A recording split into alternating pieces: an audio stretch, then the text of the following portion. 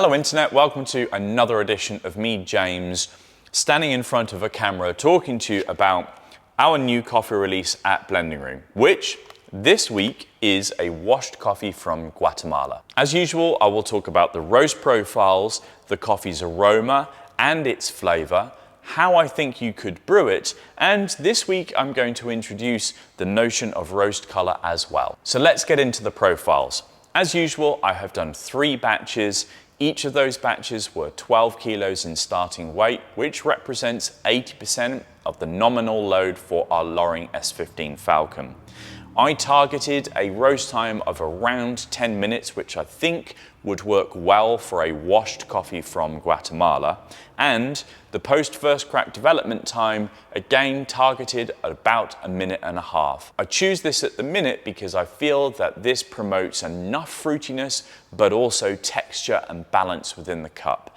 As I become more proficient on our new roasting apparatus, I may be able to roast a little faster and a little lighter in color with a more aggressive post-first crack development time, such to promote greater fruit characteristics in the cup. However, to achieve this, I need to be able to access greater solubility in earlier phases in the roast, and this will be a discussion piece in greater detail in coming videos. Now, let's introduce roast color analysis.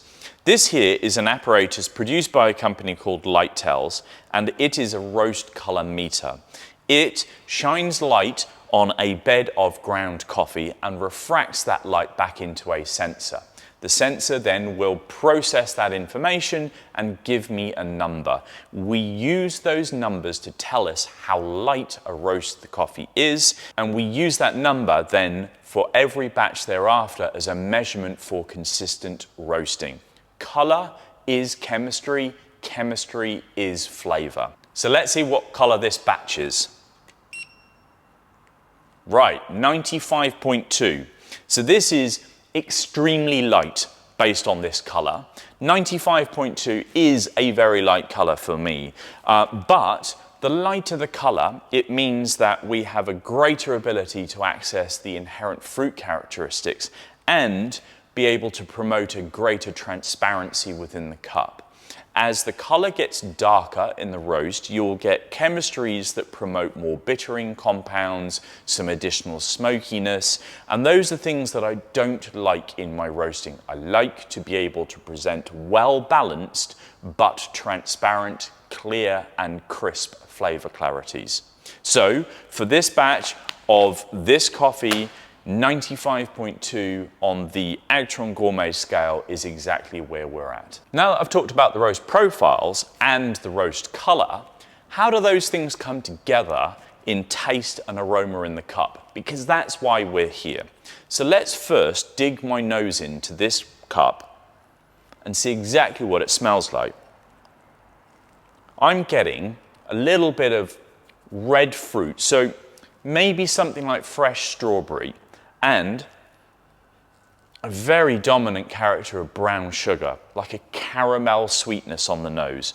So I'm hoping that those aromas will transfer as flavor within the cup. So let's have a quick taste and see exactly whether those two marry together.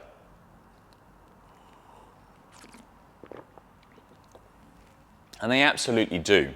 This is an incredibly crisp and fresh coffee, but it has lovely balance and texture. The dominant flavor is brown sugar, and it is incredibly caramelly and syrupy on the mouth, but it is nicely supported by this red fruit characteristic. We've also put on the bag a bit of mango, so tropical fruit, and there is some degree of that inside of the cup, and some degree of that on the nose. But to be absolutely fair to this roast, strawberry or red berry fruit and brown sugar are the two dominant flavor characteristics. So how would I transfer those into brewing? Now, a roast at 95.2 on a roast color scale is going to be incredibly light. At a light coloration, you're going to get less pronounced texture. So for you espresso drinkers, expect this to be fresh and fruity in the cup and lower in body, lower in texture. So you may want to increase the dilution ratio of your recipe. So from instead of maybe 1 to 2 to maybe 1 to 2.5 or even 1 to 3. That will maybe promote some of the fruit characteristics within the cup and also allow some of the acidity to be tamed somewhat in that additional dilution. I, however, feel that this coffee will come into its own in a filter brew. So that is where you have a good degree of dilution, you have the filter paper which will have held back some of the fine particles to allow your palate to be able to perceive all of those wonderful fruit characteristics. There is enough brown sugar in this cup to give texture and that syrupiness through a filter brew, but that's where I think this is right in its socket. I will very likely on a Sunday morning brew this as a cafetiere.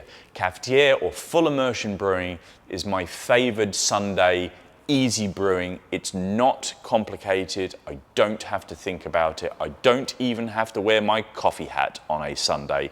I just brew. And in this apparatus, this particular coffee will promote lots and lots of the brown sugar. The fruit will fall into the background, and this then will just be all caramels, all brown sugar, a really uncomplicated, delicious Sunday morning brew as a full immersion. So, to recap, this is a washed coffee grown between 1900 and 2100 meters above sea level. Its average roast time across the 3 batches was 10 minutes. 1 minute 30 in post first crack development time, a roast colour of 95.2 on the Agtron Gourmet scale, and one that promotes a little bit of strawberry, a lot of brown sugar, some syrupy character in the cup. Will be preferably drunk as a filter brew, but would work super well as an espresso with an additional bit of dilution and as an uncomplicated full immersion brew like cafetiere on a Sunday. I hope you've enjoyed this video and the description of how I've produced this coffee this week. Do give the coffee a go. You're welcome to purchase online through the links in our bio and/or come and see me at the market on Saturday. Anyway, have a great week. Cheers.